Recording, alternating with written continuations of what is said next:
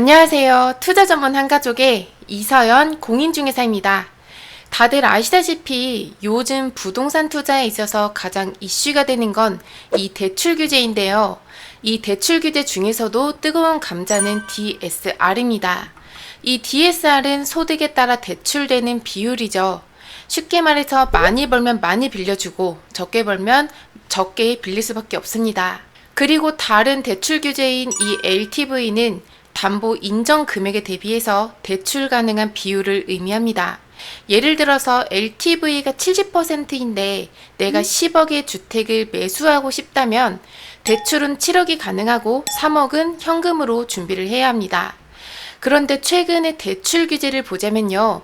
LTV는 정부에서 풀어주고 있습니다. 그런데 LTV보다 더 중요한 것은 바로 이 DSR입니다. DSR에 관해서는 지금 장래소득 반영이라든지 50년 만기 대출처럼 일부 완화되고 있지만요. 정말 확실하게 완화되는 방안은 나오지 않고 있습니다. 그래서 요즘 같은 대출 환경이라면 투자하실 때 잘 검토하실 부분이 있습니다. 어떤 오피스텔에 투자해야 좋을지 이런 때일수록 확실한 전략을 세워서 다가가는 것이 중요합니다.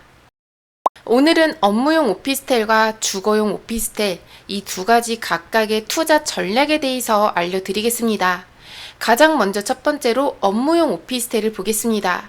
이 업무용은 사무실이나 세컨하우스가 주 목적이 되는 용도이죠.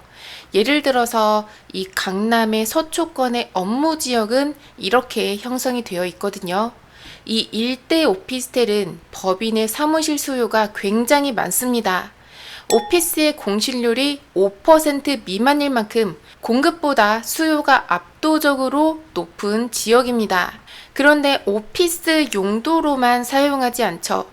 기업 대표가 하루 정도 휴식할 수 있는 세컨하우스로도 활용을 하고요. 그리고 기업의 해외 바이어의 숙소로도 많이 활용을 하고 있습니다. 그래서 이처럼 강남의 서초와 같이 법인 오피스 수요가 많은 지역에 우리 같은 개인이 투자하는 경우에는 어떤 전략이 과연 필요할까요? 먼저 첫 번째로는 일반 임대 사업자 신고를 합니다. 그리고 두 번째로는 사업자인 임차인을 받는 겁니다.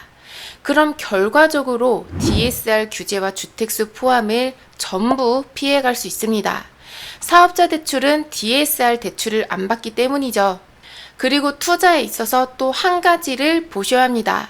메인 업무지구가 형성이 되어 있는 곳이나 고소득자가 많은 곳에 투자하는 것이 당연히 유리합니다. 여기서 더 나아간다면요.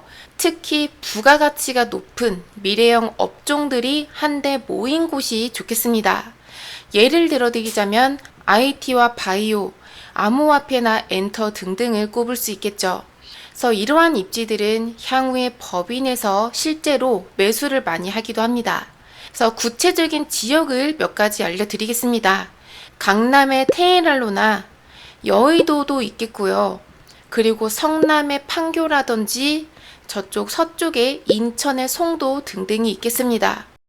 그리고 그 다음으로는 주거용 오피스텔입니다. 주거용은 어떻게 투자 전략을 세워서 다가가야 할까요? 먼저 주거용 오피스텔은 아파트와 오피스텔을 합쳐서 아파텔이라고도 합니다. 그래서 즉 오피스텔이면서도 아파트와 똑같은 구조의 아파트 같은 커뮤니티 시설을 갖춘 곳이죠. 그래서 구조는 적어도 투룸 이상인 곳이 아무래도 매도 차익에 유리하고요. 면적은 50제곱미터 이상이어야 좋습니다. 그래서 최소한 가족 단위가 주거는 할 수 있어야 할 정도의 면적은 되어야 한다는 겁니다. 그리고 이렇게 주거용으로 사용하게 될 경우에는요, 사업자 대출이 아니라 가계 대출이 적용이 됩니다. 그래서 그렇기 때문에 DSR 규제에도 적용이 되는데요. 그래서 이 부분은 조금 전에 업무용 오피스텔과 다른 부분이죠. 그런데 이 규제를 빠져나가려면 지금 말씀드리는 이 방법을 사용하시면 됩니다. 바로 우리나라에만 존재하는 전세 제도입니다. 이 전세를 이용하게 되면 대출을 받지 않고도 부동산을 소유할 수 있을 뿐만이 아니라 적은 금액으로서 자산의 규모를 더 늘릴 수 있겠습니다.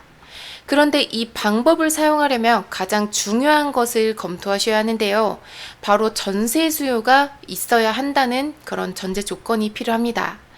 매매가는 미래를 나타내는 지표이고 또 전세가는 현재를 나타내는 지표라고 할 수 있죠.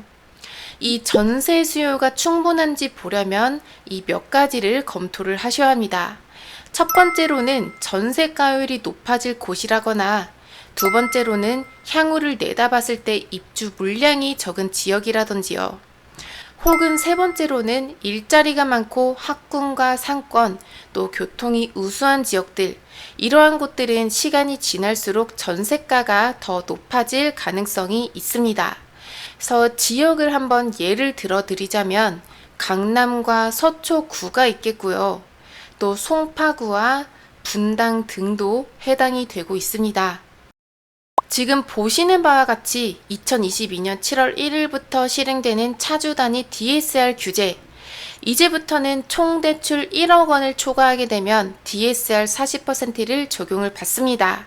그런데 이것은요, 가계 대출에 적용이 되는 부분이고요.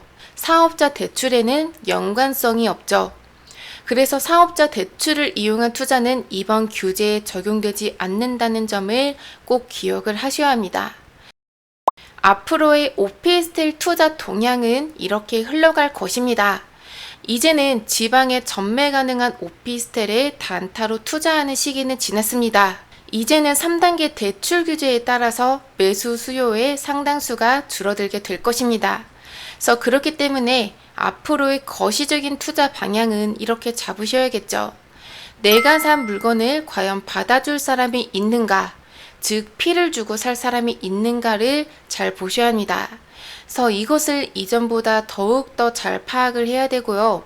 단타보다는 긴 호흡을 가지고서 장기적인 투자 관점으로 가져가셔야 합니다. 그 지역의 대장격이 되는 입지인지, 또 고소득자나 부자들의 수요가 높은 곳인지도 면밀하게 파악해서 틈새를 잘 공략하시길 바랍니다. 오늘 영상은 여기서 마치겠습니다. 더 궁금한 사항은 유튜브 댓글이나 연락처로 문의를 주시면 답변을 드리도록 하겠습니다. 이제 초복이 시작해서 앞으로는 본격적으로 무더위가 시작이 되는데요. 모두 건강관리 굉장히 유의하시고 또 건강하시길 바랍니다. 저는 다음 영상에서도 좋은 정보로 뵙겠습니다. 감사합니다.